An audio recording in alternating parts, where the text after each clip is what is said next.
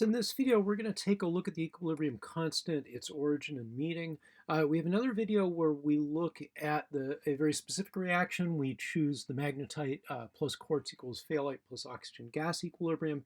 Here we're going to take the very general case where we have, let's say, A plus B, and they're going to react to form C plus D.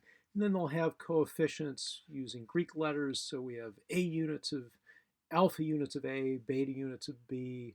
Let's do gamma for C and delta for D. So here we're going to take the very general case. And if you don't like that, then you'd probably prefer the other video where we look at the quartz phthalate oxygen buffer as an example. So for the very general case, the idea in the 19th century about the equilibrium constant is that, let's say you had A and B, but they incompletely react to form C and D. So all four of these things exist.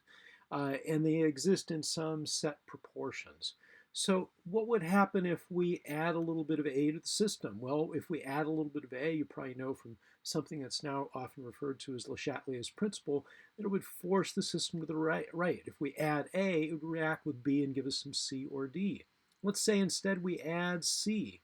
Then it would react with some D and push things to the left, so that the ratio of these things are roughly constant.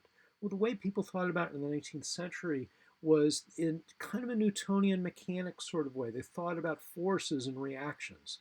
And so for the case of equilibrium, which we'll just abbreviate as EQ, EQ would be the case where the forces that push things to the right would be balanced perfectly by the forces that would push them to the left.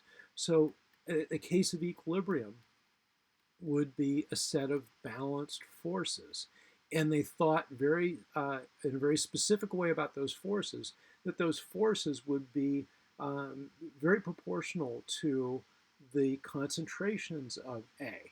And with a little bit of experiment, they found that not only would the concentration of A help describe rates of reactions or so-called forces, but it worked even better to explain observational data if we take A and raise it to an exponent that's equal to whatever the coefficient is out here. So if you had 2 units of A, it would be the concentration of A squared.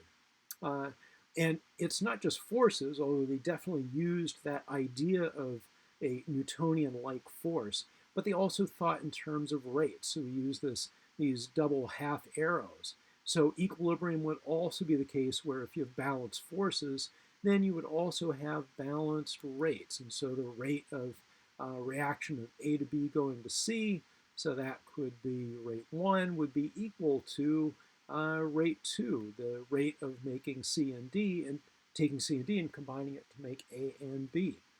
So how would we describe the rates? Let's erase the chalkboard and look at that. We would say that the rates are proportional to the forces, and so for rate 1, it would be A taken to the alpha power multiplied by B taken to the beta power.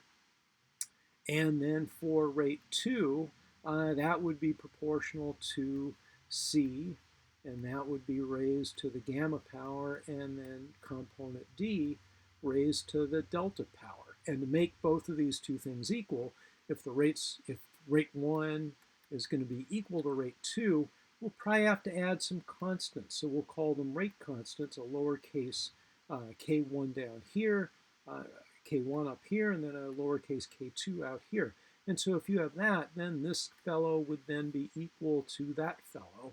And when they are equal, then that would define our state of equilibrium. So let's just rewrite this again. Equilibrium is the case when K1, A to the alpha power, multiplied by B to the beta power is equal to K2 multiplied by C to the gamma power, and then D to the delta power. So equilibrium is the case where these two rates, rate 1 is equal to rate 2, and rate 2 is proportional to these forces that are acting on them, those forces being the concentrations of A and B and C and D raised to their coefficient values. And then to make the things equal, we have these arbitrary constants K1 and K2, and these are our so-called rate constants. You'll see these in other contexts. So if this is the case of equilibrium, then we can rewrite this, do a little bit of algebra.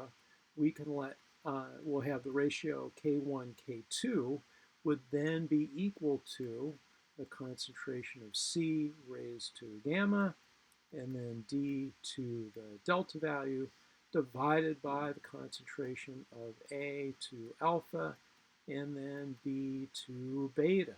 So we have the concentration of the products, is the concentration of the products divided by the concentration of reactants. So we'll take this ratio here, and that will be equal to the ratio of K1 and K2, and then we'll just call that our equilibrium constant, Keq. So this is where Keq comes from. It's from this idea of really kind of a Newtonian approach to looking at chemical reactions. Why do they go so far but then stop and things don't react completely? Why do A, B react with one another to a certain extent and make a certain amount of CD, but then they don't react any further? And they would do experiments to increase the amount of B or the amount of A or C or D, and then see that it would push things back and forth, but you'd always have this fixed ratio. And that's a key aspect of Keq. If you have a fixed pressure and temperature, then Keq is a constant. We call it an equilibrium constant, but it's not truly constant, as we'll show in another video. It can vary as a function of pressure and temperature, and we could take advantage of that variation to calibrate things like thermometers and barometers.